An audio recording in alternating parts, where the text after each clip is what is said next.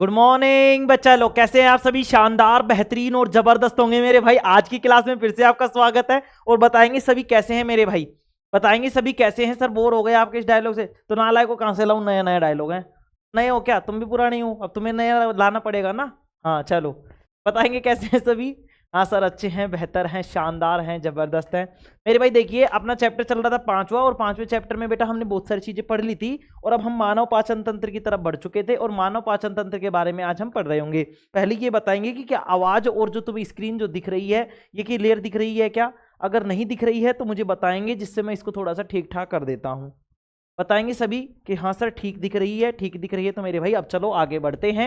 और आज हम जो बात करेंगे मेरे भाई, हम चैप्टर 5 के लाइव प्रोसेस में मतलब जैव प्रक्रम में हम पहुंच रहे होंगे पाचन तंत्र पर। कहाँ पहुंच रहे होंगे मेरे भाई? पाचन तंत्र पर हम बात कर रहे होंगे। देखो सब चीजें क्लियर है मेरे भाई। चलो देखो भाई, मैंने तुमसे पहले ही कह दिया था कि आज तुम खुद पढ़ के आओगे, रिवीजन मैं नहीं कराऊंगा, ठीक है? तो मुझे उम्मीद है और तुम मेरी उम्मीदों पर हमेशा खरे उतरे हो, तो मुझे लगता है कि तुम पढ़कर आए होगे। हैं सर, झूठी उम्मीदें हमसे बांध रखी है नालायक को। चलो देखते हैं, चलो चलो स्पीड से देख लेते हैं। जैव प्रक्रम चल रहा था। जैव प्रक्रम क्या होता है भाई? शरीर की वे सभी क्रियाएं होती हैं सर जो तू शरीर जो क्या करती हैं, जो शरीर को टूट फूट से क्या करती है? बचाती है और सम्मिलित रूप से अनुरक्षण का कार्य करती है। जैव प्रक्रम कहलाता है। जैव प्रक्रम में निम्न क्रियाएं होती है। कौन कौन सी होती है सर? पोषण होती है, श्वसन होती है, संवहन होती है और उत्सर्जन होती है। ठीक है मेरे भाई, इसके बाद में आगे बढ़ेंगे। इसके बाद हमने जो बात की थी वो पोषण की बात की थी।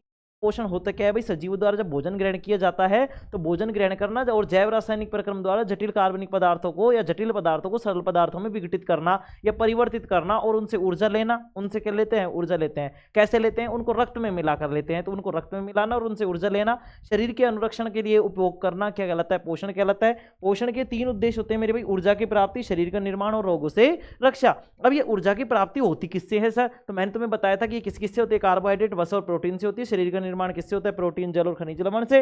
और रोगों से जो रक्षा होती है वो विटामिन करते हैं मेरे भाई। भोजन के मुख्यतः 7 अवयव कार्बोहाइड्रेट, वसा, प्रोटीन, खनिज लवण, विटामिन, जल और मोटा चारा, जिसको हम रुक्षांश बोलते हैं, ये क्या होते हैं? इसके मुख्य अवयव होते हैं मेरे भाई। क्या होते हैं? मुख्य अवयव होते हैं। क्या होते हैं मेरे भाई? मुख्य अवयव होते हैं। दिख रहा है भाई तुम्हें सब कुछ क्लियर? देखो मुझे मुझे बताएंगे एक बार थोड़ा सा। मेरे हिसाब से सही दिखना चाहिए था, अब सही दिख। चलो देखो मेरे भाई, भाई ऊर्जा स्रोत से ऊर्जा ग्रहण करना, जटिल पदार्थ जो होता है फिर उसको सरल पदार्थों में विघटित किया जाता है, फिर जैव रासायनिक प्रक्रम द्वारा सरल उपयोगी अणुओं में परिवर्तित कर लिया जाता है, फिर ऊर्जा के रूप में हम उसका उपभोग कर लेते हैं और पुनः जैव रासायनिक प्रक्रमों को चलते हैं और प्रोटीन की संश्लेषण की क्रिया हो जाती है, मतलब कि नए जटिल अणुओं का निर्माण हो जाता है। शरीर में वृद्धि या अनुरक्षण के लिए हम उसको काम में ले लेते हैं। यहाँ तक की बात में कोई दिक्कत नहीं थी सर। आगे हम जो बढ़ रहे थे वो जैव रासायनिक प्रक्रम के बारे में पढ़ रहे थे कि जैव रासायनिक प्रक्रम क्या है मेरे भाई? जैव रासायनिक प्रक्रम वही है। क्या है सर? तो मेरे भाई सभी प्रक्रियाओं में जीव क्या होता है? बाहर से वो लेता है, पदार्थ लेता है, भाई ऊर्जा स्रोतों से क्या करता है? ऊर्जा प्राप्त करता है। कैसे करता है सर? वो भोजन लेता है, भोजन को फिर हम क्या करते हैं? ग्रहण करते हैं। ग्रहण करने के बाद में उनका क्या करते हैं? जटिल पदार्थ होते हैं हम जो ग्रहण करते हैं, तो उनका हम क्या करते हैं? विघटन करते हैं। विघटन करके उनसे ऊर्जा लेते हैं और ऊर्जा को क्या करते हैं? हम शरीर के मतलब शरीर की वृद्धि के लिए और रोगाणु से रक्षा वक्षा सबके लिए काम में लेते हैं। ठीक है, तो इनके लिए क्या होती है? जैव रासायनिक प्रक्रियाओं की क्या चलती है? श्रृंखला चलती है, जिसको हम क्या बोलते हैं? जैव प्रक्रम कहते हैं। एंजाइम की बात करते हैं, एंजाइम उत्प्रेरक का काम करते हैं। उत्प्रेरक क्या होते हैं सर? तो उत्प्रेरक मैंने तुम्हें बताया था जब रासायनिक अभिक्रिया पढ़ रहे थे चैप्टर 1, जब चैप्टर फर्स्ट पढ़ रहे थे तो उसमें मैंने उत्प्रेरक बताया था। और उत्प्रेरक में मैंने बताया था कि उत्प्रेरक क्या होते हैं? ऐसे पदार्थ होते हैं जो अभिक्रिया की दर को बढ़ाते हैं। तो एंजाइम भी क्या है? उत्प्रेरक ही है। इनको जब हम बायोलॉजी में पढ़ते हैं तो एंजाइम बोलते हैं और जब केमिस्ट्री में पढ़ते हैं तो हम इसको उत्प्रेरक बोलते हैं मेरे भाई। क्या बोलते हैं? उत्प्रेरक। सर ये एंजाइम क्या करेंगे? जैसे उत्प्रेरक अभिक्रिया की दर को तेज कर रहे थे वैसे ये एंजाइम जो है वो भोजन को पचाने के लिए क्या करेंगे? उत्प्रेरित करेंगे और ज्यादा जल्दी भोजन पच जाएगा। पोषण के प्रकार क्या है? पोषण भाई 2 प्रकार का, स्वपोषी और विषमपोषी। स्वपोषी क्या होता है? जिसमें कोई भी जीव बाहर से अपने वातावरण के आसपास मतलब अपने आसपास के वातावरण से कार्बन डाइऑक्साइड लेकर या फिर जल लेकर या फिर सूर्य का प्रकाश लेकर क्या करता है? अपना भोजन बनाता है। इसको हम स्वपोषी पोषण कहते हैं। जैसे कि उदाहरण के लिए हमारे पास क्या होते हैं? सभी पेड़ पौधे जो होते हैं वो प्रकाश मतलब क्या करते हैं? अपना भोजन बाहर से बनाते हैं और ये जिस विधि के द्वारा लेते हैं उसको बोलते हैं प्रकाश संश्लेषण। तो प्रकाश संश्लेषण होता क्या है इसके बारे में और देख लेते हैं। यह वह प्रक्रम है जिसमें स्वपोषी बाहर से लिए पदार्थों को ऊर्जा के रूप में परिवर्तित कर देता है। क्या कर देता है? बाहर से लिए गई ऊर्जा को मतलब किसमें रूपांतरित कर देता है, मतलब बाहर से लिए गए पदार्थ को ऊर्जा के रूप में परिवर्तित कर देता है। ये पदार्थ कौन कौन से होते हैं मेरे भाई, कार्बन डाइऑक्साइड हो सकता है, जल हो सकता है, और सूर्य का प्रकाश हो सकता है, क्लोरोफिल की उपस्थिति हो सकती है, और ये सारी की सारी चीजें मिलकर क्या बनाती है, हमें कार्बोहाइड्रेट बनाती है। क्या बनाती है, कार्बोहाइड्रेट, जिसको हम ग्लूकोज भी बोलते हैं, जिससे हमको एनर्जी मिलती है। तो क्या करता है, जो ऊर्जा प्रदान करता है, यह प्रक्रिया क्या कहलाती है, प्रकाश संश्लेषण कहलाती है। प्रकाश संश्लेषण के लिए आवश्यक पदार्थ, जब भी कोई प्रकाश संश्लेषण की अभिक्रिया होगी मेरे भाई, तो उसमें चार चीजों का होना जरूरी है, जिसमें पहला है सूर्य का प्रकाश, दूसरा है क्लोरोफिल, तीसरा है कार्बन डाइऑक्साइड, और चौथा है मेरे भाई जल। तो ध्यान से समझेंगे कि सूर्य के प्रकाश कहां से प्राप्त होगा, सूर्य से प्राप्त करेंगे। क्लोरोफिल पौधों के हरे भाग में उपस्थित होता है। कार्बन डाइऑक्साइड जो है वो वायुमंडल से प्राप्त करते हैं, और जो जल है वो जड़ों द्वारा मिट्टी से जल का अवशोषण कर लिया जाता है। आगे बढ़ेंगे मेरे भाई, तो प्रकाश संश्लेषण की प्रक्रिया के चरण देखेंगे। क्लोरोफिल द्वारा प्रकाश ऊर्जा को अवशोषित कर लिया जाता है। क्लोरोफिल द्वारा प्रकाश ऊर्जा को क्या कर लिया जाता है, अवशोषित कर लिया जाता है। प्रकाश ऊर्जा का रासायनिक ऊर्जा में रूपांतरण हो जाता है। जल के अणुओं का H2 व O2 में विघटन हो जाता है, और CO2 का कार्बोहाइड्रेट में अपचयन हो जाता है। आगे बढ़ेंगे मेरे भाई, इसके बाद में हमने देखा था कि पेड़ पौधों को ऊर्जा तो मिल रही है, लेकिन पेड़ पौधों को वृद्धि भी तो चाहिए। जैसे हमारे शरीर में जो ऊर्जा मिल रही थी वो ग्लूकोज कार्बोहाइड्रेट से मिल रही थी, लेकिन हमारी जो ऊर्जा, मतलब हमारा जो शरीर वृद्धि कर रहा था वो प्रोटीन, खनिज लवण और जल से कर रहा था। इसी तरीके से इन पेड़ पौधों को भी क्या जरूरी होता है मेरे भाई, इन पेड़ पौधों को भी हमारे इनके शरीर की वृद्धि के लिए क्या चाहिए होते हैं, अन्य कच्चे पदार्थ चाहिए होते हैं। जैसे कि कौन कौन से, नाइट्रोजन, फास्फोरस, आयरन, मैग्नीशियम। और ये कहां से प्राप्त करते हैं, ये खनिज पदार्थ ये मिट्टी से प्राप्त करते हैं। प्रकाश संश्लेषण की रासायनिक अभिक्रिया की बात करें तो मैंने तुम्हें बताया था कि ये प्रकाश संश्लेषण की अभिक्रिया तुम्हें याद होनी चाहिए, ये बार बार पूछता है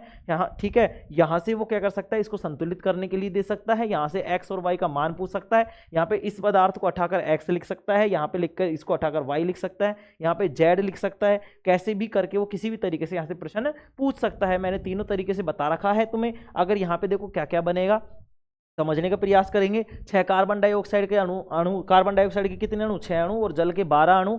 बाहर से मिलता है सूर्य का प्रकाश, और क्लोरोफिल जो पत्ती में उपस्थित होता है मेरे भाई, वो सारे के सारे मिलकर बनाते हैं ग्लूकोज, और ग्लूकोज का सूत्र होता है C6H12O6, ठीक है। और इसके साथ साथ क्या मिलती है, ऑक्सीजन। कितने अणु सर, 6 ही अणु मिलते हैं, और 6 ही अणु जल के मिलते हैं। बताओ इसमें कोई दिक्कत थी किसी को, कोई दिक्कत नहीं थी। पेड़ पौधों की पत्ती जो हरे रंग की होती है वो क्यों होती है, क्योंकि उनमें क्लोरोफिल पाया जाता है। क्लोरोफिल क्या होता है मेरे भाई, तो पत्तियों की कोशिकाओं में हरे रंग के बिंदु कोशिकांग होते हैं, जिन्हें हम क्या कहते हैं, क्लोरोप्लास्ट। क्लोरोप्लास्ट या हरित लवक कहते हैं। हरित लवक की बात करें, इसमें क्लोरोफिल होता है जो किसमें, इन पत्तियों में क्लोरोप्लास्ट, ठीक है, क्लोरोप्लास्ट, ठीक है ना, इसको क्या बोलते हैं, हरित लवक। तो इसमें क्लोरोफिल होता है। हरित लवक में क्या होता है, हरित लवक में भी क्लोरोफिल होता है मेरे भाई। हरित लवक बोल दो, क्लोरोप्लास्ट बोल दो, ठीक है। और चाहे तुम इसको ये भी बोल सकते हो, क्लोरोफिल भी, ठीक है। तीनों बातों को एक ही बात है, कोई दिक्कत वाली बात नहीं है। जो सूर्य के प्रकाश को अवशोषित कर क्या करता है, ये क्लोरोफिल सूर्य के प्रकाश को अवशोषित करता है, और इसको अवशोषित करके इसको क्या करता है मेरे भाई, प्रकाश ऊर्जा को रासायनिक ऊर्जा में बदल देता है। प्रकाश ऊर्जा को रासायनिक ऊर्जा में बदल देता है। इसके बाद में हमने जो पढ़ा कि पेड़ पौधे जल के द्वारा क्या, जड़ के द्वारा क्या करते हैं, जल ग्रहण करते हैं। क्लोरोफिल द्वारा सूर्य के प्रकाश से प्राप्त ऊर्जा इस जल को H2 व O2 के अणुओं में तोड़ देती है, विखंडित कर देती है। पत्तियों की सतह पर सूक्ष्म छिद्र होते हैं, जिन्हें हम रंध्र कहते हैं। रंध्र इन पत्तियों द्वारा क्या करते हैं, गैसों का आदान प्रदान करते हैं, या हवा से CO2 को अवशोषित करती है, और O2 को क्या करती है, बाहर निकालती है। पत्तियों में गैस का आदान प्रदान इन्हीं रंध्रों द्वारा होता है, तथा गैस की मात्रा का अवशोषण, कुछ गैस की मात्रा का अवशोषण जो है वो जड़, तने तथा पत्तियों की सतह द्वारा हो जाता है। ये खुला रंध्र है, ये बंद रंध्र है। ये मैंने बताए थे छोटे छोटे छिद्र है, जिनको माइक्रोस्कोप की सहायता से देखने पर ये ऐसे दिखाई देते हैं कि ये रंध्र खुल गया है, ये रंध्र बंद है। आगे बात करें मेरे भाई, पत्तियों द्वारा प्राप्त कार्बन डाइऑक्साइड, जल से प्राप्त ऑक्सीजन व हाइड्रोजन को अणुओं से अभिक्रिया करके जो ये किसमें अपचयित हो जाता है, ग्लूकोज में अपचयित हो जाता है। क्या हो जाता है, ग्लूकोज में अपचयित। तो ये कौन सी अभिक्रिया है मेरे भाई, ये अपचयन अभिक्रिया है। कौन सी अभिक्रिया है, अपचयन अभिक्रिया। क्यों, क्योंकि यहाँ पे अपचयित हो रहा है पदार्थ, क्या हो रहा है, अपचयित। तो ध्यान से समझ लेंगे, वो पूछ लेगा कि ग्लूकोज के निर्माण की, कार्बोहाइड्रेट के निर्माण की, प्रकाश संश्लेषण की जो अभिक्रिया है वो उपचयन है, अपचयन है, संयोजन है, वियोजन है। तो ध्यान से समझ लेंगे वो कैसी अभिक्रिया है, अपचयन अभिक्रिया है मेरे भाई। कैसी अभिक्रिया है, अपचयन अभिक्रिया है। कोई चीज है 6CO2 प्लस में 12H2, सूर्य का प्रकाश, क्लोरोफिल, C6H12O6, 6CO2 और 6H2O। ध्यान से देखेंगे, ग्लूकोज के रूप में प्राप्त कार्बोहाइड्रेट से पेड़ पौधों को क्या मिलती है मेरे भाई, ऊर्जा मिलती है। क्या मिलती है, ऊर्जा प्राप्त होती है। आगे देखेंगे मेरे भाई, आगे बढ़ेंगे और हम पढ़ेंगे विषमपोषी पोषण। ये तो हमने पढ़ा कौन सा पोषण, स्वपोषी पोषण। अब विषमपोषी पोषण में पोषण का वह तरीका जिसमें जीव अब चूहा में अपना भोजन नहीं बना सकता, बाहर से दूसरे जीवों से अपना भोजन लेते हैं। तो जल्दी जल्दी बताता हूँ थोड़ा थोड़ा सा ऊपर से, ठीक है। विषमपोषी पोषण 3 प्रकार का, मृतजीवी, परजीवी, प्राणी सम। मृतजीवी में क्या होता है, मृतजीवी मृत जीवों के मतलब जो भी मृत जीवों के शरीर से क्या करते हैं, और सड़े मृत जीवों के शरीर से और सड़े गले कार्बनिक पदार्थों से अपना भोजन प्राप्त करते हैं, इसको बोलते हैं मृतजीवी। परजीवी क्या होते हैं, वे जीव जो अन्य जीवों पर निर्भर रहते हैं, ठीक है ना, उनको बिना नुकसान उनको बिना नुकसान पहुंचाए वो क्या करते हैं, अपना पोषण कर लेते हैं, जैसे मैंने बताया था जू, अमरबेल, ठीक है, और फीताकृमि, गोलकृमि आदि। आगे इसमें देखेंगे परजीवी पोषण में 2 जीवों की आवश्यकता होती है, एक होता है अपने पास परजीवी और एक होता है पोषी। परजीवी क्या होता है, जो जीव मतलब परजीवी क्या है, वह जीव है जो पोषियों के शरीर में रहकर, जैसे कि मैं मान लो मेरे अंदर मेरे सर में जू है, तो जो जू है ना मेरे भाई, जो जू है वो तो हो जाएगी परजीवी और मैं क्या हो जाऊंगा, पोषी हो जाऊंगा, ठीक है। आगे देखेंगे मेरे भाई। इसके बाद में हमने क्या पढ़ा था, इसके बाद में हमने पढ़ा था प्राणी संपोषण। तो मैंने बताया था प्राणी सम का मतलब है प्राणी के समान, मतलब कि भोजन को ग्रहण करते हैं, पाचन करते हैं और उसको बाहर निकाल देते हैं, ठीक है। ये किस किस में होता है, ये अमीबा में, मानव में और सभी जीव जंतुओं में होता है, सभी जानवरों में होता है। तो अमीबा क्या होता है, इसमें मैंने बताया था अमीबा एक प्राणी सम एक कोश के जीव है जो प्रोटोजोआ संघ का सदस्य है, ठीक है, तथा अनिश्चित आकार का प्राणी है। यह झीलों, नदियों, तालाबों आदि में पाया जाता है मेरे भाई। अमीबा में पोषण के चरण, अमीबा होगा भोजन को क्या करेगा, अपने पाद या पैर की सहायता से या कूटपाद की सहायता से घेर लेता है। घेरने के बाद में क्या करता है मेरे भाई, उसमें खाद्य रिक्तिका बनाता है। खाद्य रिक्तिका में जटिल पदार्थों का सरल पदार्थों में अपघटन हो जाता है। उसके बाद में जो बचा हुआ अपच है कोशिका की सतह की ओर गति करता है और शरीर के बाहर से निष्कासित कर दिया जाता है। आगे देखेंगे मेरे भाई, इसी में आगे देखेंगे मेरे भाई, गर्मी बहुत तेज पड़ रही है मेरे भाई, गर्मी का हाल इस समय पूछो मत। अमीबा में पोषण की बात करते हैं। अमीबा की कोशिकीय सतह पर उंगली जैसी अस्थायी संरचना होती है जिसे कूटपाद या पादप कहते हैं। अमीबा इन कूटपादों की सहायता से भोजन को घेर लेता है जो संगलित होकर खाद्य रिक्तिका बनाते हैं। खाद्य रिक्तिका में जटिल पदार्थों को सरल पदार्थों में विघटन कर दिया जाता है मेरे भाई। जटिल पदार्थों को क्या कर दिया जाता है, सरल पदार्थों में विघटन कर दिया जाता है और वे कोशिका द्रव में विसरित हो जाते हैं। मतलब विसरित का मतलब है फैल जाते हैं, विसरण हो जाता है, फैल जाते हैं मेरे भाई, ठीक है ना। विसरित का मतलब होता है फैल जाना, ठीक है। कोशिका द्रव क्या है मेरे भाई, ये कोशिका द्रव है। ये जो डॉट डॉट दिख रहे हैं ना, बहुत सारे जो बिंदु बिंदु से दिख रहे हैं, ये कोशिका द्रव है। कोशिका द्रव का मतलब कोशिका में जो जल है मेरे भाई, ये कोशिका द्रव है, ये द्रव है मेरे भाई, द्रव है। कोशिका द्रव में क्या हो जाते हैं, विसरित हो जाते हैं। जो पदार्थ अपचित होता है, अपचित का मतलब जो पचा हुआ नहीं है, अपचित है, वो क्या करता है, वह कोशिका की सतह की ओर गति करता है और शरीर के बाहर में निकाल दिया जाता है। इस तरीके से अमीबा होता है, इसको केंद्रक बोलते हैं। देखो ये जो बीच में वो केंद्रक है, ये खाद्य कण है, ये कोशिका द्रव है जो मैंने बिंदु बिंदु बिंदु से बना है, ठीक है। ये कूटपाद है, ये इसके देखो कूटपाद की सहायता से इस तरीके से पकड़ता है, पकड़ के इसको घेर लेता है, घेर रिक्तिका बना लेता है, रिक्तिका में इसको तोड़ लिया जाता है और जो अपचित होता है बाहर निकाल दिया जाता है। ये हो गई तुम्हारी अमीबा। और इसके बाद में बेटा हमने जो पढ़ा था वो पढ़ा था मानव में पोषण। तो मानव में पोषण किससे प्राप्त होता है, भोजन के पाचन से प्राप्त होता है मेरे भाई। किससे प्राप्त होता है, भोजन के पाचन से प्राप्त होता है मेरे भाई। गर्मी बहुत तेज पड़ रही है मेरे भाई, ज्यादा ही तेज पड़ रही है आज कुछ, है ना। बारिश आने की संभावना बात नहीं, भंडारों में झीमते रहो और बारिश का मजा लेते रहो। चलो, मानव में भोजन का पाचन आहार नाल में होता है मेरे भाई। कहाँ होता है, आहार नाल में। अब आहार नाल का मतलब ये नहीं है कि यहीं से पाचन शुरू हो जाएगा, नहीं मेरे भाई, ठीक है। तो इसमें विभिन्न चरणों में होता है जिसमें मनुष्य को पोषण प्राप्त होता है। पाचन के विभिन्न चरण कौन कौन से, अंतर्ग्रहण है, पाचन है, अवशोषण है, स्वांगीकरण है, भयक्षेपण है। अंतर्ग्रहण का मतलब भोजन को मुंह में लेना, भोजन का, फिर पाचन का मतलब भोजन का पाचन करना, अवशोषण का मतलब पचे हुए भोजन से आवश्यक जो पोषक तत्व उनका अवशोषण करना। स्वांगीकरण क्या होता है, अवशोषण से प्राप्त आवश्यक तत्व कोशिका तक पहुंच जाते हैं और उनका कोशिकीय शोषण में उपभोग कर लेते हैं। भयक्षेपण का मतलब आवश्यक तत्वों के अवशोषण के पश्चात जो शेष बचा होता है उसको बाहर निकाल दिया जाता है। आगे हम बात करें तो पाचन की बात करेंगे। देखो ये चित्र मैंने तुम्हें बताया था। पाचन एक भौतिक रासायनिक प्रक्रिया, कैसी प्रक्रिया है मेरे भाई, भौतिक रासायनिक प्रक्रिया है जिसमें जटिल कार्बनिक पदार्थों को सरल कार्बनिक पदार्थों में तोड़ा जाता है। पाचन कहलाता है। पाचन का मुख्य कार्य भोजन से पोषण प्राप्त करना है। भोजन में उपस्थित जल, विटामिन व खनिज लवणों का पाचन नहीं होता। ध्यान से सुन लेंगे, किस किस का पाचन नहीं होता, जल, विटामिन व खनिज लवणों का पाचन नहीं होता, क्योंकि ये पहले से ही सरल पदार्थों में विघटित है, ठीक है।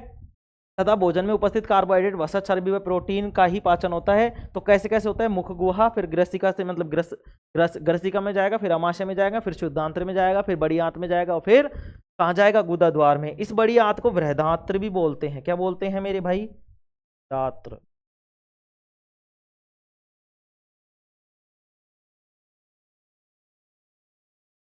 वृद्धांत्र भी बोलते हैं। क्या बोलते हैं, वृद्धांत्र। वृहदांत्र का मतलब है बड़ी, वृहद का मतलब क्या होता है, बड़ी, आंत्र का मतलब आंत है, ठीक है मेरे भाई। चलो आगे देखेंगे मेरे भाई। अब देखो आगे देखेंगे मेरे भाई क्या करवाया था आगे हमने। आगे करवाया था मैंने मुख, मुख गुहा। मुंह क्या होता है? आहार नाली का मुख्य द्वार है। ये एक खाली जगह होती है जिसमें एक जीव, 3 लार ग्रंथि और 32 दांत पाए जाते हैं। 3 लार ग्रंथि कौन सी पाई जाती है उसके बारे में आज हम बात करेंगे। मुंह के 3 दांत, मतलब मुंह के मुख्य तो 3 भाग होते हैं, दांत, जीभ, लार ग्रंथि। दांत क्या होता है? दांत का मुख्य कार्य भोजन को चबाना है। दांत भोजन को काटकर सर्वप्रथम छोटे छोटे टुकड़ों में बांट देता है, उसके बाद उसे पीसकर बारीक बना देता है। भोजन चबाने के अलावा दांत हमारी बोलने में सहायता करते हैं तथा हमारे चेहरे को सुंदरता बनाते हैं या आकार प्रदान करते हैं मेरे भाई। क्या करते हैं? आकार प्रदान करते हैं। देखो पसीने से कैसे मतलब हालत खराब सी होगी 2 मिनट में। ज्यादा ही चमक रहे हो सर? हाँ बेटा ज्यादा ही चमक रहा हूँ आज तो टेंशन मत ले। चलो चलो मेरे भाई देखें आगे। आगे लिखते हैं मेरे भाई। अब देखो टाइम को बर्बाद नहीं करेंगे। मैंने रिवीजन करवा दिया, कल मैं रिवीजन नहीं कराऊंगा, पक्का नहीं कराऊंगा। आज मैंने करवा दी, मुझे पता है, क्योंकि तुम ऐसे ही नालायक हो। अब चलो, अब अभी क्या करेंगे? 2-2 3-3 दिन में ऐसे रिवाइज करेंगे। रोज का रिवाइज नहीं हो पाएगा, देखो काफी लंबा चैप्टर है। फिर ये भी मतलब 22-20 प्लस क्लासे ले जाएगा, 20-21-22 क्लासे, पता नहीं कितनी लेके जाएगा। ठीक है ना? तो चलो अब देखो घर से पढ़ के आया करो थोड़ा बहुत, है ना। अब चलो स्टार्ट करते हैं मेरे भाई। इसके आगे कहाँ तक लिख लिया अपने? हमारे चेहरे को अच्छा आकार देते हैं। अब चलो इसको चेंज कर लेते हैं अपन।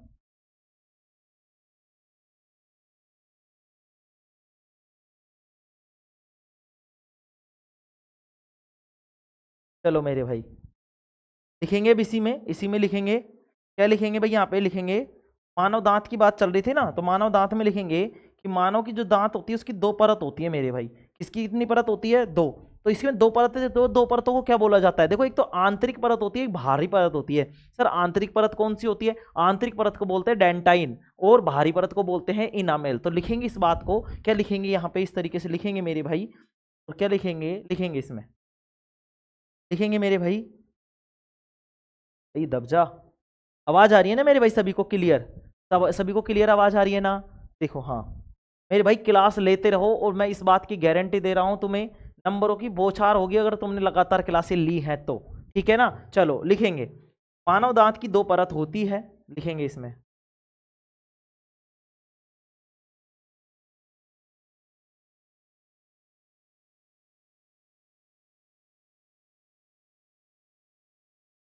मानव दांत की 2 परत होती है।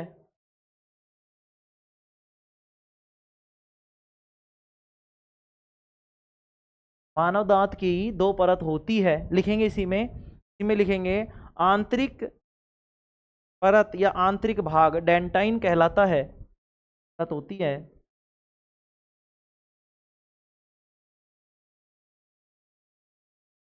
आंतरिक भाग क्या कहलाता है मेरे भाई?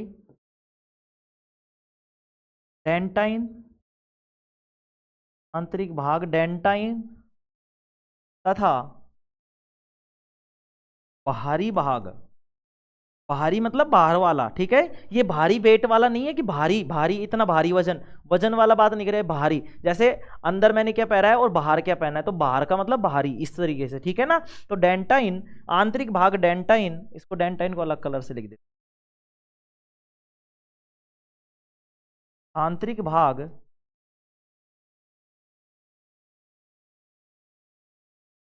डेंटाइन, दिख रहा है डेंटाइन? दिख रहा है, हाँ ठीक है। आंतरिक भाग डेंटाइन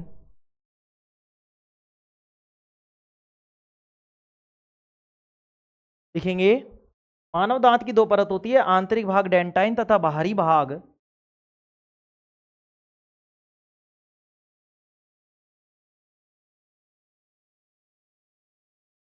इनेमल, इनेमल कहलाता है। एनिमल नहीं है ये, इनेमल है, ठीक है ना। इनामेल भी बोलते हैं इसको, इनामेल बोल लो चल। देखो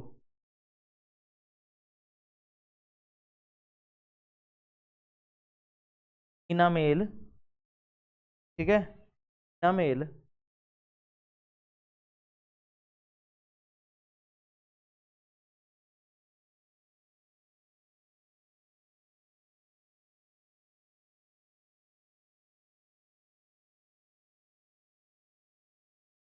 क्या हो रहा है ये?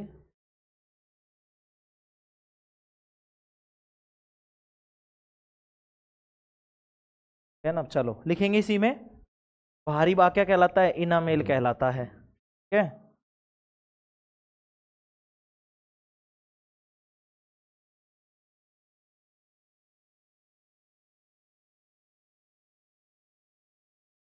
भारी भाग इनामेल, दिख रहा है ना मेरे भाई, इनामेल कहलाता है, लिखेंगे इनामेल कहलाता है।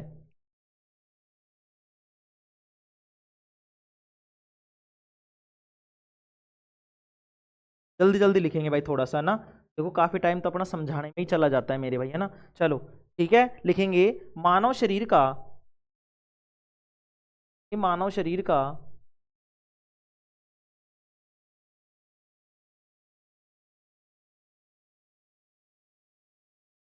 सबसे कठोर पदार्थ, मानव शरीर का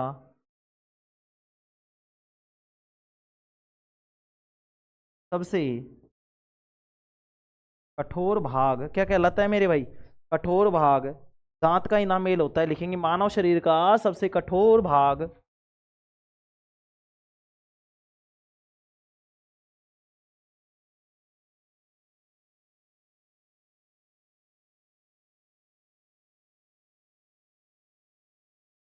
दांत का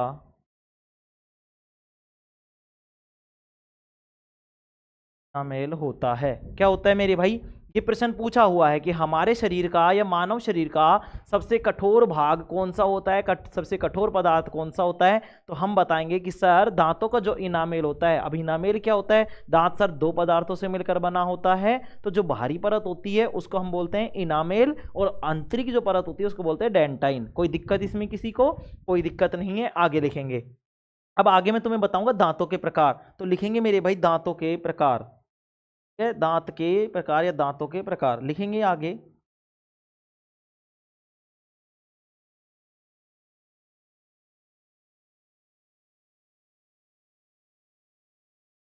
और भी पता नहीं कितना टाइम लेता है।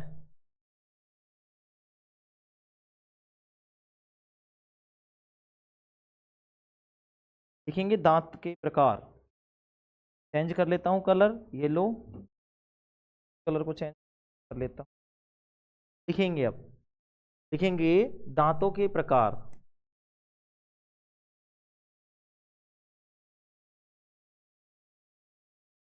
देखो मैं कुछ भी नहीं छोड़ूंगा, बहुत डीप से पढ़ा रहा हूं, तुम्हें इस चीज की टेंशन मत लेना मेरे भाई, है ना।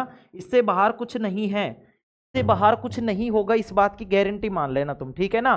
चलो दांतों के प्रकार में लिखेंगे मेरे भाई, दांत मुख्यतः चार प्रकार के होते हैं, इसी में लिखेंगे मेरे भाई, दांत मुख्यतः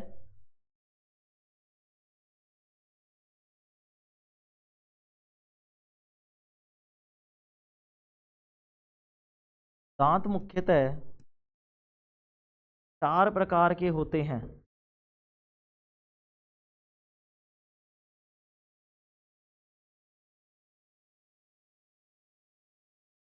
चार प्रकार के होते हैं मेरे भाई। पहला लिखेंगे, पहला लिखेंगे कृतनक, कृतनक है, इंग्लिश में बोलते हैं इनको इंसीजर। अपन को इंग्लिश आती नहीं है तो इंग्लिश का काम ही नहीं है ना, तो चलो मैं नहीं लिखवा रहा इंग्लिश, टेंशन मतलब तुम, क्योंकि बहुत सारे क्या है फिर उसी को भी याद करने लग जाएंगे, फिर उसी में एक दिन लगा देंगे, तो अपन को इतना लोड नहीं लेना है ना। इतनी चीजें है नहीं अपने बुक में, है नहीं, लेकिन फिर भी मैं चीजें बता रहा हूँ कि कीर्तनक क्या होते हैं, रदनक क्या होते हैं, अग्र चवर्णक क्या है, चवर्णक क्या है, ठीक है मेरे भाई। चलो लिखेंगे इसमें कृतनक, कृतन में लिखेंगे ये दांत भोजन को काटने का कार्य करते हैं, ये दांत भोजन को काटने का कार्य करते हैं, काटने का कार्य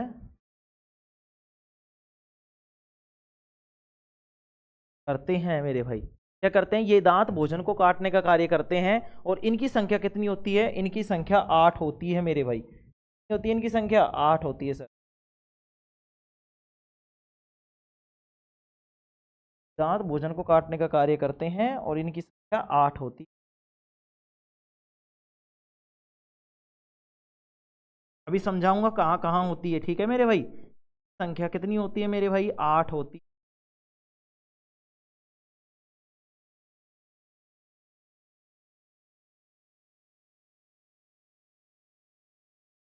भाई बाहर ही नहीं पड़ रही, गर्मी बहुत ही ज्यादा तेज हो रही है, भयंकर वाली हो रही है ना।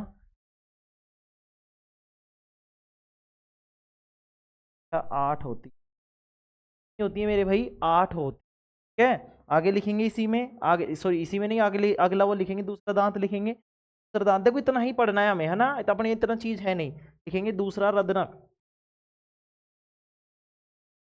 रत्नक के बाद में लिखेंगे मेरे भाई रदनक। रदनक में लिखेंगे ये दांत भोजन को चीरने फाड़ने का कार्य करते हैं। ये दांत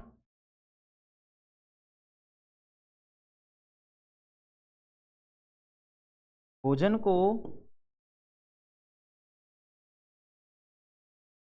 चीरने फाड़ने का कार्य करते हैं मेरे भाई।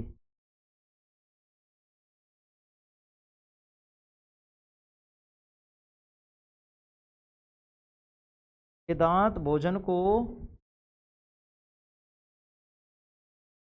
चीरने फाड़ने का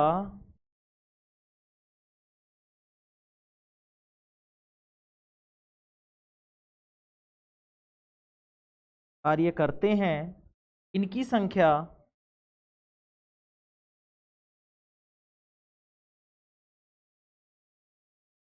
कितनी होती है मेरे भाई? 4 होती है 4।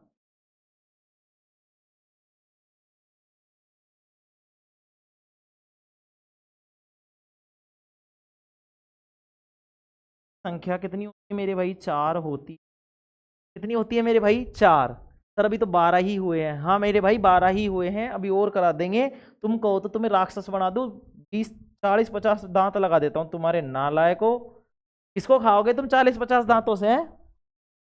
आप यूजर फ्री, हाँ मैं यूं बेटे फ्री, तुम मुझे ही खा लेना तुम नालायको। लिखेंगे आगे, लिखेंगे तीसरा, लिखेंगे अग्रचवर्णक। चलो लिखेंगे तीसरा, तीसरा लिखेंगे मेरे भाई अग्रचवर्णक। लिखेंगे अग्रचवर्णक, तीसरा लिखेंगे अग्रचवर्णक।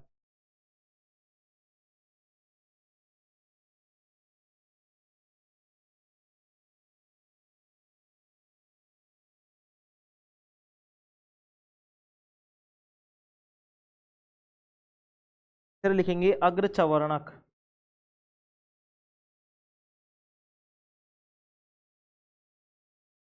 अग्रचवर्णक इनको बोलते हैं प्रीमोलर। देखो इसको इंसीजर, इसको कैनाइन, और इसको बोलते हैं प्रीमोलर। अब चौथा जो चवर्णक आएगा उसको बोलते हैं मोलर। ठीक है, लिखेंगे ये दांत भोजन को चबाने का कार्य करते हैं।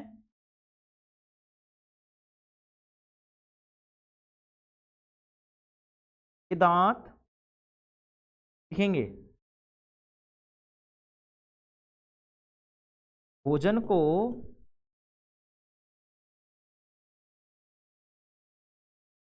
चबाने का कार्य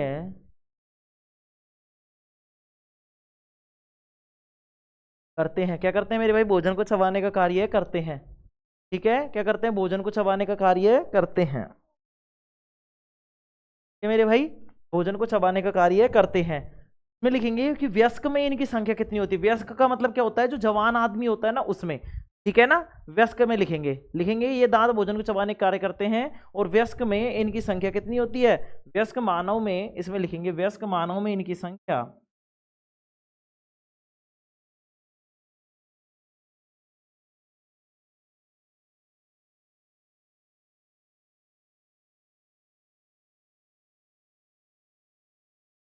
होती है मेरे भाई? 8 होती।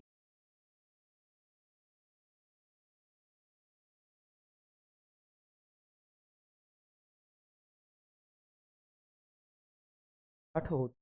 क्या क्या कोई बात नहीं, आगे लिख लेंगे। व्यस्क मानव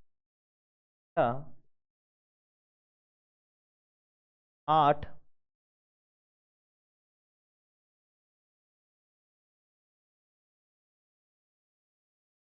कितनी होती है? 8 होती है। ठीक है सर, कितने हो गए? हाँ मेरे भाई 8 और 8 16 और 4 20, 12 बच गए। तो अब 12 क्या होते हैं? चवर्णक होते हैं। लिखेंगे आगे, लिखेंगे अग्र चवर्णक के बाद में लिखेंगे चवर्णक। लिखेंगे चवर्णक, चौथा लिखेंगे मेरे भाई चवर्णक।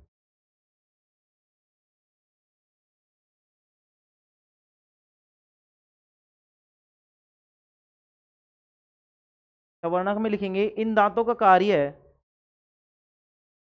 दांतों का कार्य भी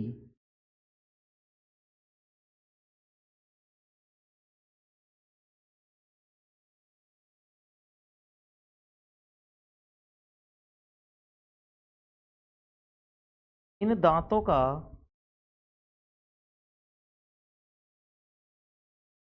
कार्य भी भोजन को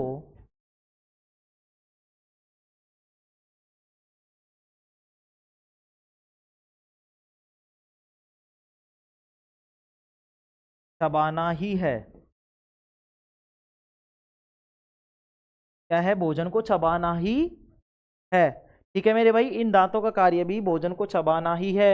बच्चों में अंतिम, इसमें लिखेंगे बच्चों में, लिखेंगे बच्चों में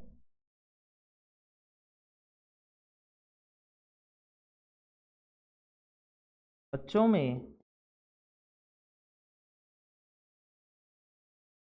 अंतिम चवर्णक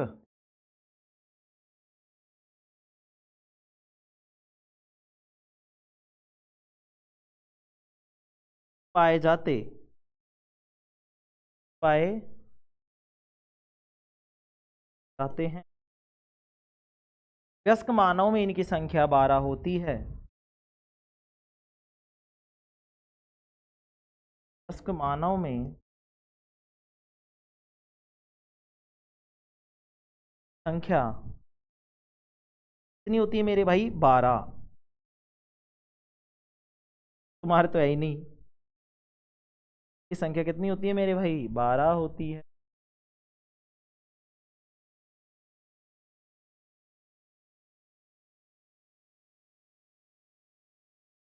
वयस्क मानव में इनकी संख्या कितनी होती है मेरे भाई? 12 होती है। ठीक है ना? कितनी होती है मेरे भाई? 12 होती है। ठीक है, कोई दिक्कत इसमें किसी को? कोई दिक्कत नहीं है। चलो मैं इसको छोटा कर देता हूँ, चीजों को समझाता हूँ, फिर आगे बढ़ते हैं अपन।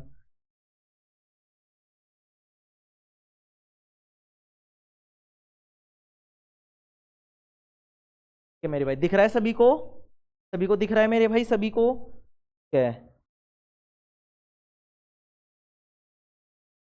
एक मिनट इसको ठीक होने दो थोड़ा सा, क्या है टाइम लेता है भैया ना, लेट होता रहता है। चलो देखो मेरे भाई, इसमें समझते जाएंगे। यहाँ तक अपने बात कर ली थी, दांत तक बात कर ली थी, तो मैं यहाँ से पढ़ा रहा था मेरे। मानव दांत की दो परत होती है मेरे भाई। जो हमारा दांत है वो दो मतलब दो परतों से मिलकर बना है। सर कैसे पता करेंगे बेटा? जब टूटता है ना तो तुम देखा करो, अंदर ऐसे लगता है जैसे कि तुम्हारे पास, चलो मैं दिखाता, चलो बाद में दिखाऊंगा, जाएंगे जब तक चलेंगे ना अपन लास्ट में फ्री होगी क्लास तब देखेंगे अपन। ठीक है, अभी ये देखेंगे कि दो परत होती है, एक तो अंदर वाली परत होती है और एक कैसी परत होती है? एक बाहरी परत होती है। जो अंदर की परत होती है उसको बोलते हैं आंतरिक। क्या बोलते हैं? आंतरिक। आंतरिक का मतलब है अंदर की तरफ। तो आंतरिक भाग तो क्या कहलाता है मेरे भाई? डेंटाइन कहलाता है। क्या कहलाता है? डेंटाइन। तथा बाहरी भाग क्या कहलाता है? इनामेल कहलाता है। क्या कहलाता है? इनामेल कहलाता है। जो ये इनामेल होता है, जो बाहरी परत होती है, तुम देखते हो ना, इससे किसी भी पकड़ो, यू हटा फिरी, इसको खाया फिरी हटा। तुम नालायक हो, तुम कुछ नहीं, छोड़ो पत्थर खा जाओ तुम इनसे, है ना। हाँ आज बता दिया सर आपने, आज पत्थर ही खाएंगे। हाँ तुम पत्थर ही खाओगे, नालायक हो, थप्पड़ और खाओगे तुम मेरे। इधर देखो, मानव शरीर का सबसे कठोर भाग क्या होता है? दांत का इनामेल होता है। क्या होता है? दांत का इनामेल। क्या होता है मेरे भाई? दांत का इनामेल होता है। क्या होता है? दांत का इनामेल। दांतों के प्रकार की बात करें तो मेरे भाई ध्यान से समझेंगे। दांत मुख्यतः 4 प्रकार के होते हैं। कितने प्रकार के होते हैं मेरे भाई? 4 प्रकार के। सर कौन कौन से? तो मेरे भाई ध्यान से समझेंगे। एक होता है रदनक, पहले सबसे पहले होता है कृतनक। क्या आता है? कृतनक। कृतनक का मतलब है जो सामने दिख रहे हैं तुम्हें, ये इस तरीके से दो दांत, ये तो कितने होती है? इनकी संख्या कितनी होती है? 8। देखो 4, देखो दिख रहा है कि तुम्हें मेरे दांत?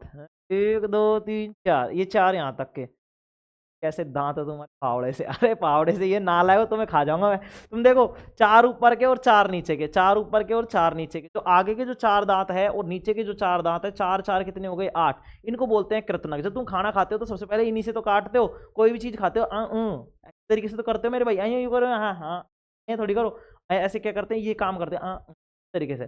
ये क्या करते हैं, काटने का काम करते हैं, इसलिए इनको बोलते हैं कृतनक। कृतनक का मतलब है काटने वाला, संस्कृत में पढ़ते हो ना तुम, कृतनक, कृतनक का मतलब है काटने वाला। ठीक है सर, संस्कृत भी आ गई कि इसमें, हाँ। तो क्या होती है, कृतनक का मतलब होता है काटने वाला।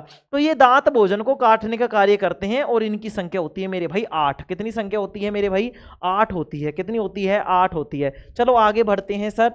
कृतनक की तो बात हो गई, अब बात करेंगे बेटा रदनक की। किसकी बात करेंगे, रदनक की। तो रदनक में क्या होता है, ये दांत भोजन को चीरने फाड़ने का कार्य करते हैं। अब देखो ये कृतनक के बाद में, कृतनक के बाद में अब आते हैं तुम्हारे पास रदनक। क्या आते हैं, रदनक। यहाँ पे 2-3 दांत दिख रहे होंगे, देखो इस तरीके से होते हैं। जैसे ये तो हो गए कृतनक और ये होता है रदनक। तो देखो रदनक क्या करते हैं, ये दांत भोजन को चीरने फाड़ने का कार्य करते हैं और इनकी संख्या 4 होती है। इन 4 के पीछे 2-2 होंगे, इधर एक, मतलब 4 के पीछे एक दांत ऊपर, एक नीचे, एक इस तरफ और एक इस तरफ, 4 हो गए। देखो मेरे भाई, देखो कृतनक तो 4 ऊपर और 4 नीचे, 8।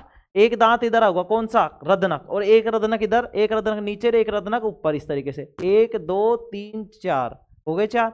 सर 1 2 3 और 4 हो गए 4। ठीक है सर, 4 हो गए रदनक। ठीक है, ये क्या करते हैं, भोजन को चीरने फाड़ने कार्य करते, जैसे तुमने काटा अब ये चलता है यहाँ से, तो ये क्या करते हैं तुम्हारे यहाँ से रदनक करते हैं। रदनक का मतलब ये क्या करते हैं, चीर फाड़ने का कार्य करते हैं मेरे भाई। अब आ गया था अग्र चवर्णक। अग्र चवर्णक का मतलब है भाई पूरा पीछे की डाढ़ होती है, यहाँ पे यहाँ तक है तुम्हारे, देखो जबड़ा, जबड़ा यहाँ तक दिख रहा होगा तुम्हें, इस तरीके से यहाँ तक दिख रहा है। तो देखो ये दांत भोजन को चबाने का कार्य करते हैं भाई। इससे पहले ना ये यहां से पहुंचने से पहले यहाँ पे भी कुछ है ना। तो ये होते हैं क्या हमारे पास, क्या बोलते हैं इनको, इनको बोलते हैं सर, क्या बोलते हैं मेरे भाई, ये दांत भोजन को चबाने का कार्य करते हैं। वयस्क मानव में इनकी संख्या 8 होती है। कैसे होती है सर, तो देखो 2 ऊपर 2 नीचे 4 और 2 ऊपर 2 नीचे 4, तो 4 इधर 4 इधर, कितने हो गए, 8 हो गए मेरे भाई। तो अग्र चवर्णक ये दांत भोजन को चबाने का कार्य करते हैं। वयस्क मानव में इनकी संख्या 8 होती है। कितनी होती है, 8 होती है।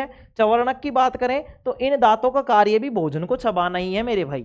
ये जो दांत है पीछे के चवर्णक, इनका काम भी क्या है, भोजन को चबाना ही है। लेकिन ये बच्चों में उगते नहीं है, बच्चों में बाद में उगते हैं मेरे भाई। तुम देखते होंगे बच्चों की दाढ़ आती है ना, तो वो मतलब घर में तुम ये समझ लो कि मतलब हल्ला ही रहता है। वो क्यों रहता है, क्योंकि अभी तो दांत निकलते हैं तो दर्द, दाढ़ निकलती है तो दर्द, कहते सुना होगा ना तुमने, क्या कहते, तो दांत निकल रहे हैं जो से रोज है, तो ये तो ठीक है। तो क्या होता है मेरे भाई, उनमें क्या होते हैं, दांत उगते हैं, दांत निकलते हैं। तो दांत ये वाले नहीं निकलते, चवर्णक वाले नहीं निकलते। सबसे पहले कौन से निकलते हैं, ये द्वितीया, मतलब 2 दांत निकलते हैं बच्चों के आगे के, है ना, इस तरीके से निकलते। तुमने देखा हो पहले यूं छोटा सा यूं हाँ, चलो क्या क्या करवाते रहते हो तो, है ना। तो इन दांतों का कार्य भी भोजन को चबाना ही है। बच्चों में अंतिम चवर्णक नहीं पाया जाता मेरे भाई। अंतिम चवर्णक का मतलब जो अंत वाले जो चवर्णक है, अंत वाले जो दांत हैं वो नहीं पाए जाते। और वयस्क मानव में इनकी संख्या कितनी होती है, 12 होती है। कैसे होती है, तो 3 और 3 6, 3 और 3 6, तो 3 और 3 6 6 कितनी हो जाएंगी, 12 हो जाएंगी। ठीक है मेरे भाई,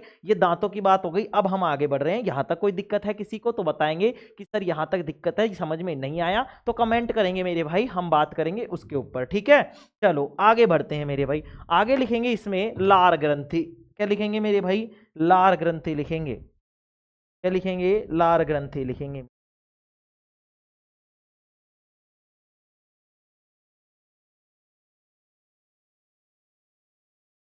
क्या लिखेंगे, लार ग्रंथि के बराबर सा। ठीक है, लिखेंगे मेरे भाई इसी में लार ग्रंथि लिखेंगे, लार ग्रंथि। चलो अब मैं मार्कर बदल लेता हूं, तुम बोर हो गए होंगे कलर से। कलर का ये रहा इलाज, यहाँ पे कलर का इलाज। चलो, चलो ठीक है, चलो लिखते हैं मेरे भाई लार ग्रंथि। क्या लिखेंगे, लार ग्रंथि। अब लिखते जाएंगे एक बार, है ना, मैं समझाऊंगा फिर एक एक चीज को अच्छे तरीके से। एक बार समझेंगे, धीरे धीरे करते रहेंगे। लार ग्रंथि में लिखेंगे, लार ग्रंथि एक प्रकार की ग्रंथि है। लिखेंगे लार ग्रंथि एक प्रकार की ग्रंथि है जो, लिखेंगे लार ग्रंथि एक प्रकार की ग्रंथि है जो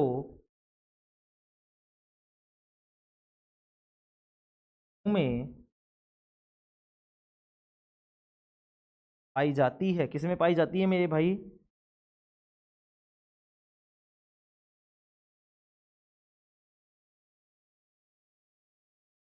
पाई जाती है। ध्यान से समझेंगे, लार ग्रंथि एक प्रकार की ग्रंथि है मेरे भाई, जो कहाँ पाई जाती है, मुंह में पाई जाती है। इसमें लिखेंगे लार ग्रंथि से एक प्रकार का रस निकलता है। लिखेंगे लार ग्रंथि से, लार ग्रंथि से एक प्रकार का, लार ग्रंथि से एक प्रकार का रस निकलता है। लार ग्रंथि से एक प्रकार का, एक प्रकार का रस निकलता है, से निकलता है जिसे लाला रस, लाला रस या लार कहते हैं मेरे भाई। लाला रस या लार कहते हैं। क्या कहते हैं, लाला रस या लार कहते हैं मेरे भाई। क्या कहते हैं, लाला रस या लार कहते हैं। इसमें लिखेंगे लाला रस में या लार में, लिखेंगे लार में, लिखेंगे लार में,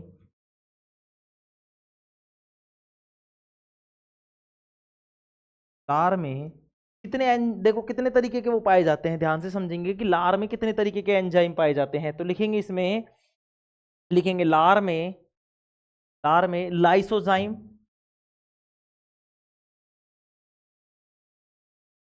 ठीक बताऊंगा मेरे भाई, अभी याद कराने की है ना। लाइसोजाइम, डाइस्टेज,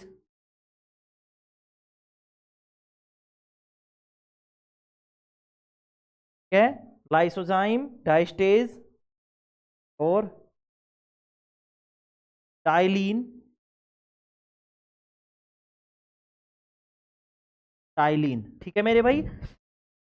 ठीक है, लार ग्रंथि एक प्रकार की ग्रंथि है जो मुंह में पाई जाती है। देखो मेरे भाई पसीने की ना हालत खराब कर रखे पसीने आज, बहुत विशेष गर्मी है, बहुत विशेष, पता नहीं मुझे ही लग रही है तो। हाँ तुम तो ना आए हो इसी में दे रहे हो। देखो लार ग्रंथि एक प्रकार की ग्रंथि है मेरे भाई, जो मुंह में पाई जाती है। लार ग्रंथि से एक प्रकार का रस निकलता है जिसे लाला रस या लार कहते हैं। लार में लाइसोजाइम, डाइस्टेज, टाइलिन तथा म्यूलिन पाया जाता है। क्या पाया जाता है, म्यूलिन नामक एंजाइम पाया जाता है। तो लिखेंगे टाइलिन, डाइस्टेज तथा, डाइस्टेज, टाइलिन तथा,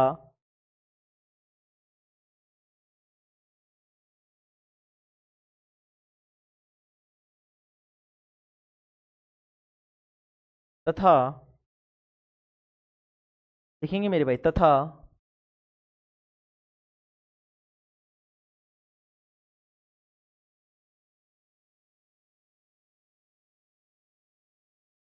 म्यूलिन नामक एंजाइम पाए जाते हैं।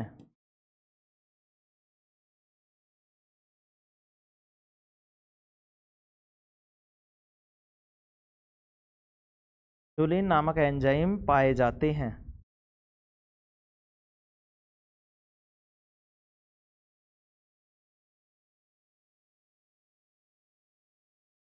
क्या मेरे भाई, आगे बढ़ने से पहले मैं एक बार ये बता देता हूं इसकी ट्रिक क्या है। तो इसकी ट्रिक याद रखनी है, लाड़ा टमाटर सा, पिछली बार भी मैंने यही बताई थी, या फिर बोल दो लाड़ा टमाटर। क्या है, लाड़ा टमाटर है। लाड़ा क्या है, टमाटर। सर कैसे याद होगा, देखो ला से हो जाएगा तुम्हारे पास क्या, लाइसोजाइम, डा से डाइस्टेज, टे से टाइलिन और मैं से म्यूलिन। ठीक है, क्या, लाड़ा टमटम याद रख लो, लाड़ा टमटम याद रख लो, या फिर लाड़ा टमाटर याद रखो। भाई जब लाड़ा आया ना तो उसका मेकअप वेकअप करके लाए तो वो कैसा हो गया, लाल हो गया बिल्कुल। कैसा हो गया, लाल। लाल कैसा, टमाटर का सा। तो लाड़ा कैसा था, टमाटर का सा था। तो क्या लिखेंगे, लाड़ा टमाटर सा, लाड़ा टमाटर सा। तो ला से क्या हो जाएगा, ला से हो जाएगा लाइसोजाइम, डा से हो जाएगा तुम्हारा डाइस्टेज। ट्रिक लिख लेना, तुम्हारी इच्छा हो तो इस तरीके से, तुम्हारे दिमाग में नहीं रहे कभी भी तो इस तरीके से ट्रिक बनाकर ब्रैकेट में इस तरीके से लिख ले, इस तरीके से मतलब ब्रैकेट में बनाकर और लिख लेना।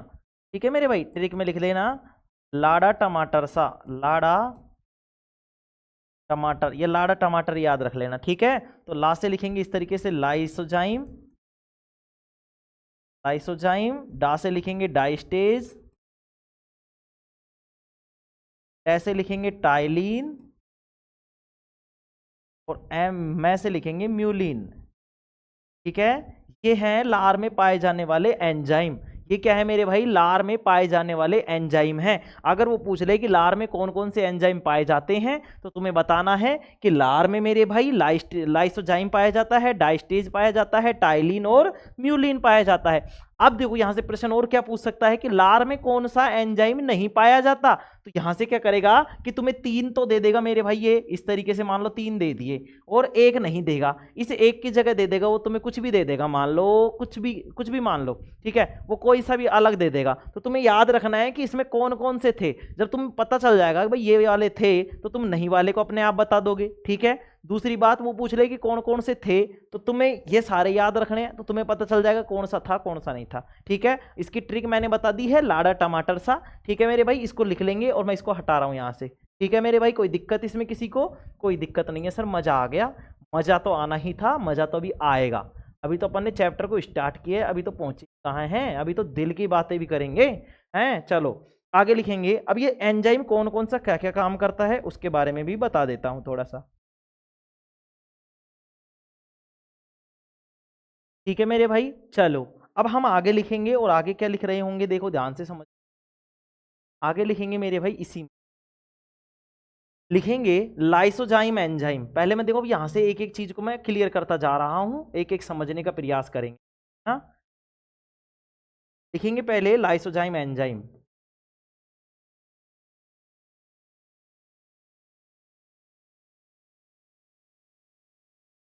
लाइसोजाइम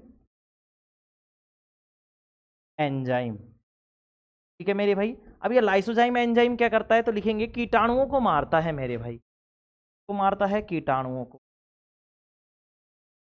सर ये कीटाणु कहाँ से आएंगे, कीटाणु थोड़ी खाते हैं बेटा, मैं बताऊंगा अभी। कीटाणुओं को मारता है,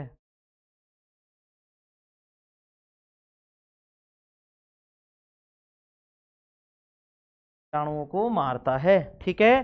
दूसरा लिखेंगे मेरे भाई यहाँ पे, क्या लिखेंगे, क्या लिखेंगे मेरे भाई, क्या आता है हमारे पास लाइसोजाइम के बाद में, डाइस्टेज आता है, तो डाइस्टेज को लिखेंगे, लिखेंगे डाइस्टेज में,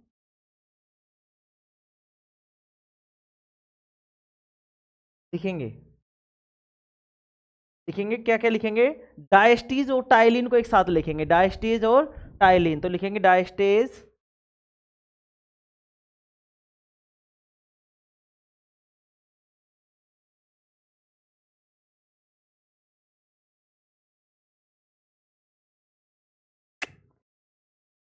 ओ यार पसीने में गीले हाथ हो गए, काम ही नहीं कर रहा बॉडी।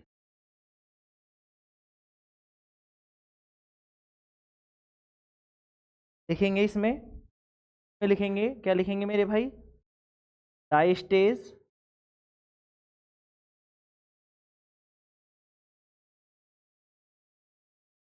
है टाइलिन, ये क्या काम करते हैं दोनों के दोनों, तो ध्यान से समझेंगे।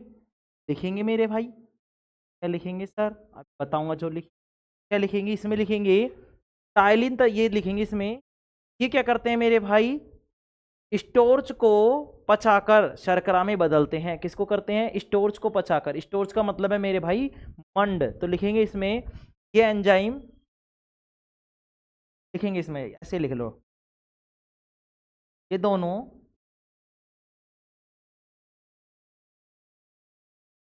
ये दोनों एंजाइम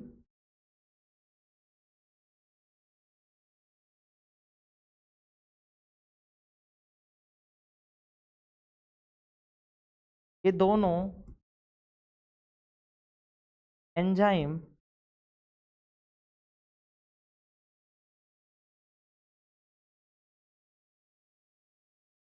स्टोर्च को हम बोलते हैं मंड, ठीक है।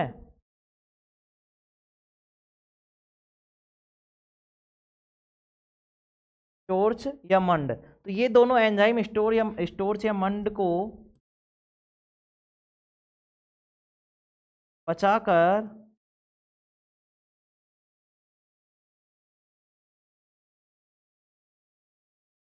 कार्बोहाइड्रेट में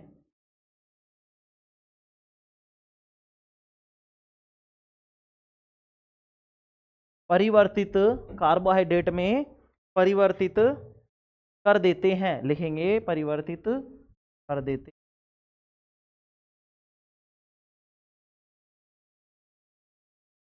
ठीक है मेरे भाई, आगे लिखेंगे हम कौन सा बच गया, एक एक बच गया सर म्यूलिन। क्या बच गया, म्यूलिन बच गया सर। और म्यूलिन को लिखेंगे हम यहाँ पर, लिखेंगे मेरे भाई म्यूलिन। म्यूलिन क्या करता है, म्यूलिन एंजाइम,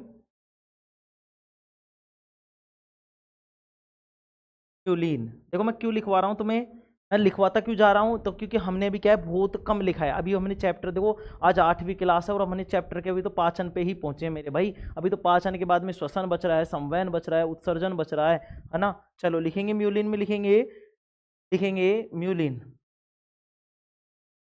में, लिखेंगे म्यूलिन एंजाइम भोजन को लसलसा बनाता है। ये म्यूलिन एंजाइम, म्यूलिन एंजाइम भोजन को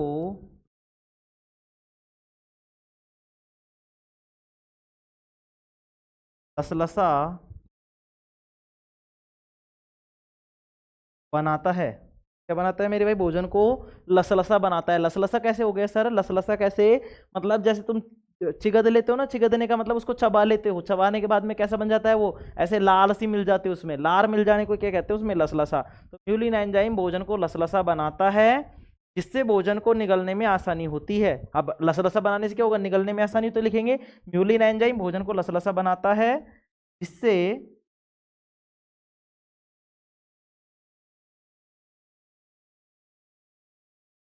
से भोजन को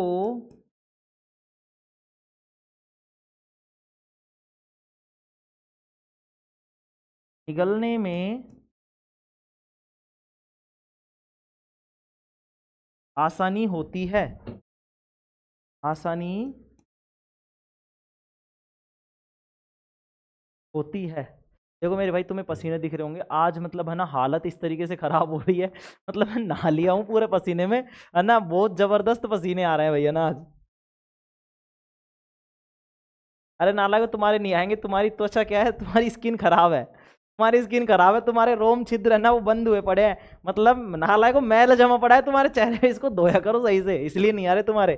चलो, म्यूलिन एंजाइम भोजन को लसलसा बनाता है, जिससे भोजन को निगलने में क्या होती है, आसानी होती है मेरे भाई, है ना। आगे लिखेंगे अब इसमें, आगे लिखेंगे मेरे भाई जीभ, आगे लिखेंगे मेरे भाई जीभ। क्या लिखेंगे, जीभ के बारे में लिखेंगे सर, हम के बारे में लिखेंगे, जीभ के बारे में लिखना स्टार्ट करेंगे मेरे भाई।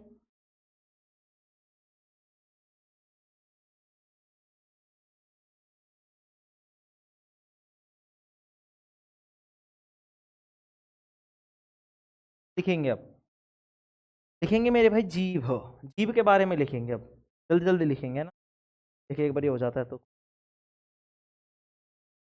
8 मिनट चलो जल्दी जल्दी लिखेंगे देखिए। और कल मैं रिवीजन नहीं कराऊंगा, पहले बता रहा हूँ, कल मैं रिवीजन नहीं कराऊंगा। कल तुम घर से पढ़ के आओगे, देखो कितना से लिखा गया है आज, ना लायक हो तुम, लिख के तुम घर से पढ़ के आओ तो मुझे कितना से लिखवाना पड़े, एक बोर्ड तो ज्यादा, एक एक स्लाइड तो ज्यादा करवा पाऊँ, एक बोर्ड तो ज्यादा करवा पाऊँ तुम्हें, ना लायक हो। चलो लिखेंगे अब जल्दी जल्दी, 8 मिनट बच रही हैं, लिखेंगे जीभ के बारे में। ये लो बदल लेता हूँ, सामी कहीं हाले हुए पड़े हैं।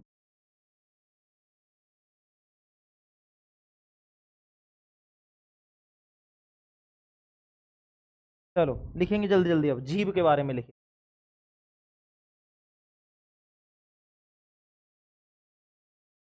जल्दी जल्दी लिखेंगे अब जीभ के बारे में।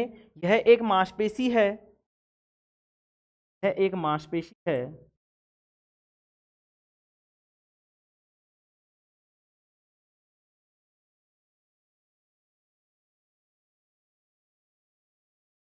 यह क्या है, एक मांसपेशी है जो भोजन को चबाने,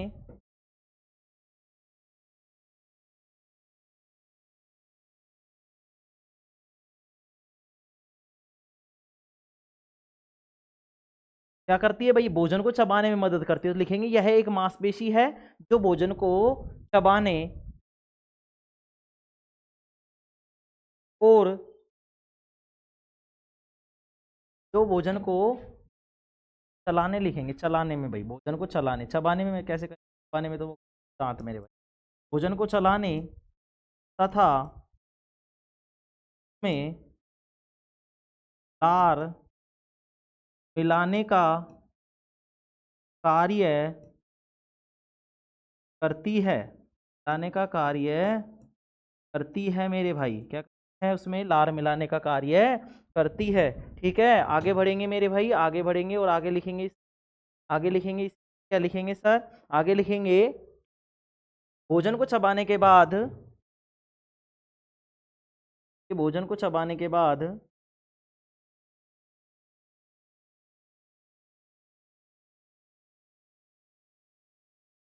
चबाने के बाद जीभ, भोजन को चबाने के बाद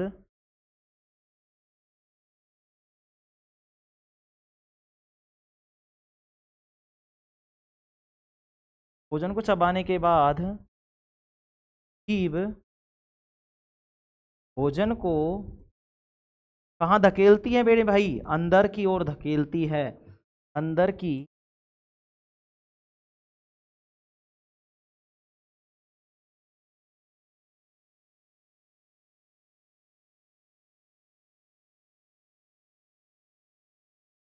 अंदर की तरफ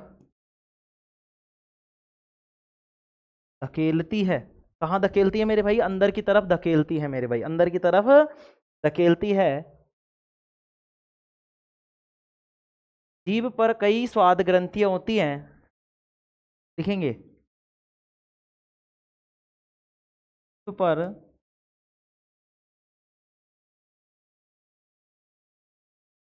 कई स्वाद ग्रंथियां होती हैं। स्वाद ग्रंथियां होती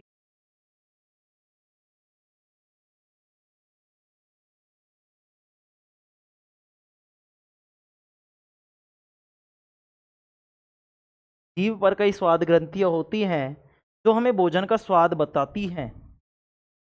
तो हमें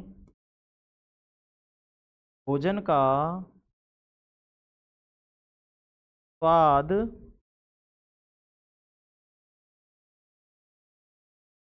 बताती है। क्या बताती है?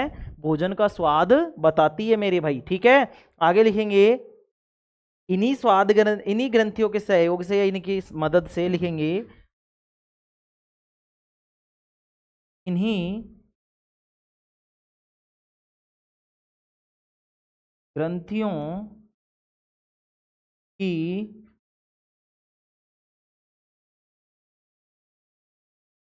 सहायता से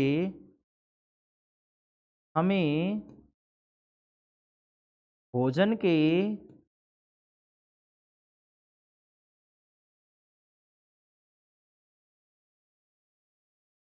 भोजन के स्वाद का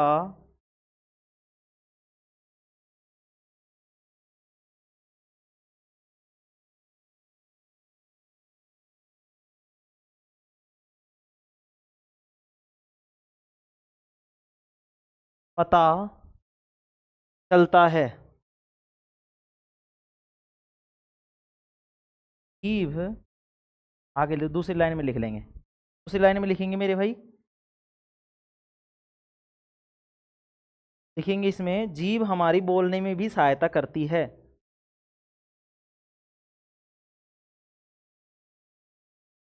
हमारी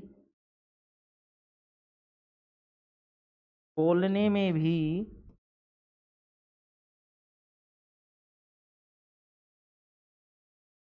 सहायता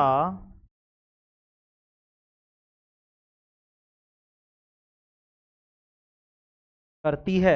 जीभ हमारी क्या करती है मेरे भाई? बोलने में भी सहायता करती है मेरे भाई। देखो पसीने में मजे आ गए हैं ना आज तो, एकदम नंबर 1 नहा लिया मैं। चलो, तो जीभ हमारी क्या करती है? बोलने में भी सहायता करती है मेरे भाई। ठीक है, अगली हेडिंग डालेंगे आप ग्रसिका या ग्रासनली। क्या लिखेंगे? ग्रसिका या ग्रासनली लिखेंगे मेरे भाई।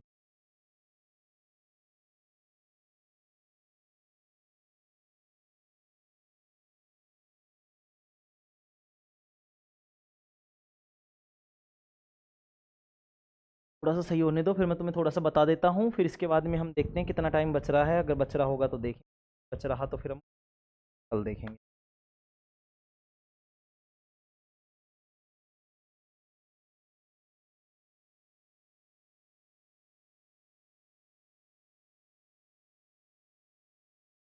दिख रहा है यहाँ पे सभी को? दिख रहा है मेरे भाई सभी को? बताएंगे दिख रहा है क्या?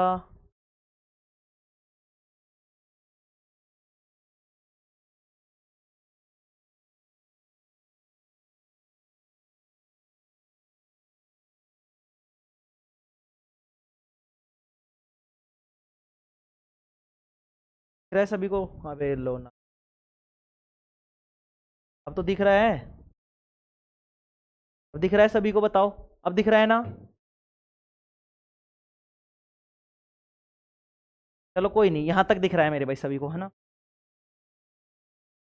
चलो मेरे भाई देखो, आज के लिए इतना ही काफ़ी है। कल मैं इसको समझाऊंगा, और तुम्हें कल मैं ना जो चित्र बता रहा था, कौन सा बता रहा था मैं तुम्हें आज, चलो इसका भी बता दूंगा, और दांत का बताना था तुम्हें, है ना? तो दांत का चित्र भी कल तुम्हें बताऊंगा 3D से। अभी देखो मेरी हालत तुम्हें दिख रही है, ये देखो नालायक, तुम्हें इस तरीके से दिख क्या हो रहा है, देखो पसीने ही आ रहे हैं, मैं पानी तो पटक नहीं रहा तुम्हारे सामने, है ना?